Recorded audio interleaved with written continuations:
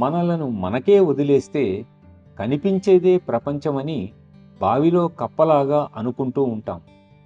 ఏది సాధ్యమో, ఏమేమి పొందగలమో, ఏ ఏ లక్ష్యాలు మన ముందున్నాయో మనకు తెలియదు.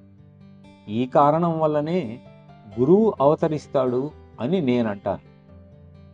ఇదే సర్వస్వం అనుకోకండి.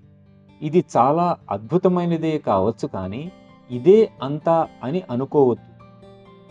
మీరు ఊహించగలిగిన దానికన్నా ఎంతో అత్యున్నత స్థాయికి నేను ప్రతినిధిని. ఆ స్థితి ఏదో మీకు చూపించడానికే నేను వచ్చాను.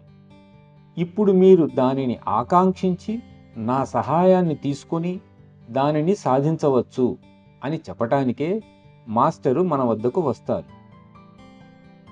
ఇది చాలా సర్వసాధారణమైన విషయం.